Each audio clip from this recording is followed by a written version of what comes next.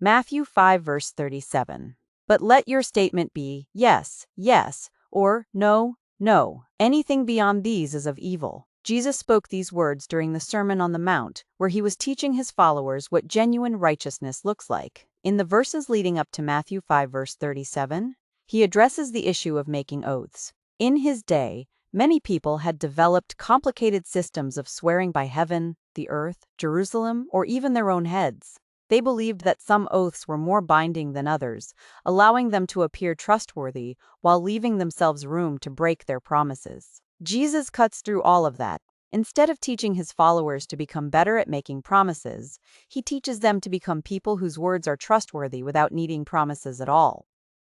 When a Christian says yes, it should truly mean yes. When a Christian says no, it should truly mean no. This is not merely about speech, it is about character.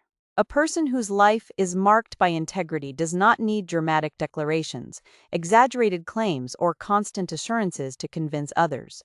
Their daily conduct already proves that they are reliable. Their words carry weight because they consistently speak the truth. This teaching is incredibly relevant today. We live in a culture where words are often treated as disposable. Politicians make promises they never intend to keep. Companies advertise things that sound too good to be true. Social media encourages people to exaggerate their lives for attention.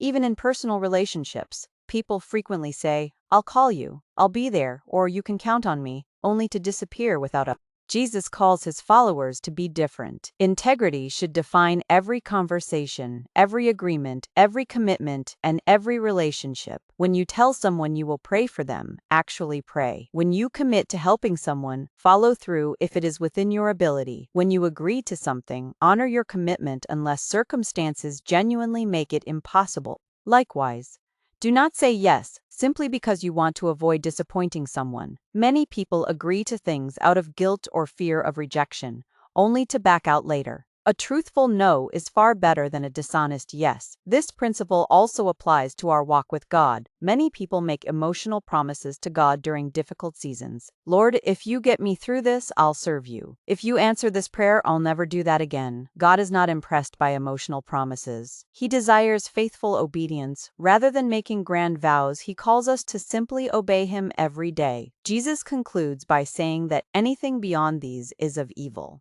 The point is not that every additional word is sinful, but that when people feel the need to reinforce their honesty with elaborate promises, it often reveals a deeper problem. In a fallen world, deception has become so common that people feel compelled to swear extra oaths just to appear believable. Jesus calls his disciples to rise above that pattern. The believer's credibility should come from a life shaped by truth. This verse also reminds us that God himself is perfectly faithful. Every promise he has made is certain because his character never changes. He does not exaggerate, deceive, or fail to fulfill his word. As followers of Christ, we are called to reflect that same faithfulness in our own speech. Before speaking, it is worth asking ourselves a few questions. Is what I am saying true? Am I making a commitment I intend to keep? Am I speaking honestly, even if the truth is difficult? Do people trust my words because they see consistency in my life? When our answers are yes, we honor Christ not only with our lips but also with our character. Our words are a testimony. In a world filled with broken promises, confusing messages, and empty commitments, a Christian whose yes truly means yes and whose no truly means no shines as a powerful witness to the truthfulness of God. A life of simple honesty speaks louder than 1,000 impressive promises.